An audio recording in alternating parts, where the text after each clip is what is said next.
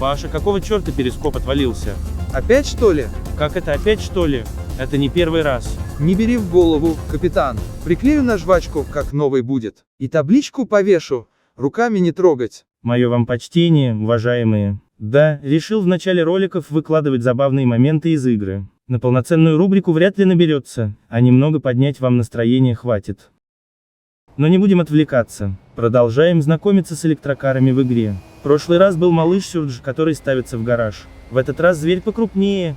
Койл Волтик. И это самый дешевый суперкар в игре. В гараж не ставится, но покататься на нем все же можно, если отнять у ботов. Встречается в районе Роксфорд-Хиллз и Вайнвуд-Хиллз. В обычном корпусе кабриолет. У Волтика есть тюнингованная версия. Можете найти ее возле кастома в Бертоне и у Малс. Тайминга нет. Тестируемая машина полностью форсирована. И да, ролик создан по просьбе зрителя канала. Оп, вот это поворот. Злобный плотно занялся редактором в игре и построил таки нормальную трассу для определения максимальной скорости.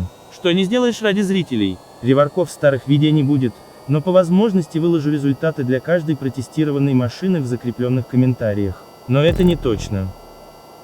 А тем временем Волтик бесшумно летит к чекпоинтам, показывая завидный разгон. Но вот удивит ли максимальной скоростью? Зная, что по максималке электрокары в игре обижены роками. Что-то мне подсказывает, что не удивит. Но будем посмотреть.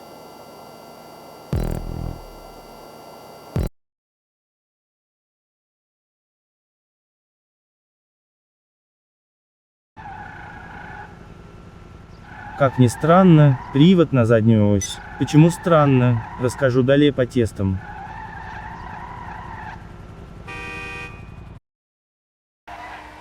Поведение на дороге у Волтика довольно странное. Как вы помните, привод у него задний, но почему-то машина ведет себя как полноприводная. Это выражается в том, что при низких скоростях есть высокая резкость в реакции на поворот, а на высоких – очень сильная недостаточная поворачиваемость. Как у полного привода, который выталкивает машину с траектории поворота. Однако это еще не все. Даже если сбросить газ, Волтик не спешит резво поворачивать. Радиус его поворота без сильного торможения вас неприятно удивит.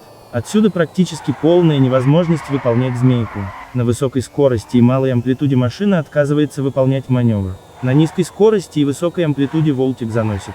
При движении в транспортном потоке управляемости хватает для нормального маневрирования, но осадочек остается.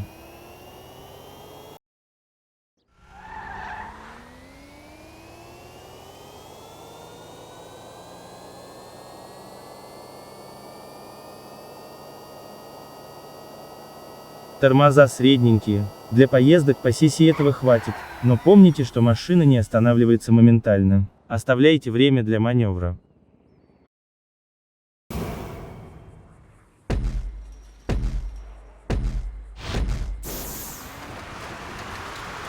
По грунтовым дорогам Волтик бежит довольно бодро, но его заметно подбрасывает на кочках.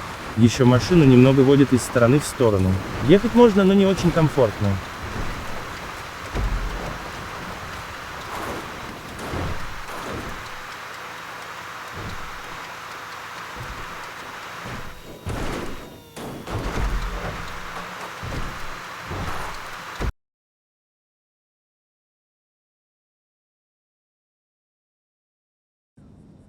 Волтик довольно безликий автомобиль. В нем нет чего-то отталкивающего, но и запоминающегося тоже нет. Передняя часть смотрится интереснее, давая понять, что это не какой-то там седан. Есть претензии на спортивность. Задок ничем не примечателен, а на него большую часть времени и придется смотреть владельцу машины. Примерно за те же деньги можно купить Pfister Comet и Invetera Coquette. Они выглядят намного интереснее, при том, что оба относятся к спорткарам, а Волтик – суперкар.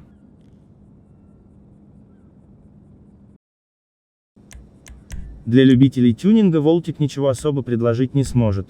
Опций по одной-две, не больше. Чуть освежить внешний вид машины. Из интересного возможность сделать из Волтика кабриолет. И пусть цена на машину невелика, есть же Карин Фута и Болакен Прайри, которые вообще бесплатные, но имеют кучу опций тюнинга. Rockstar прямо соткан из противоречий.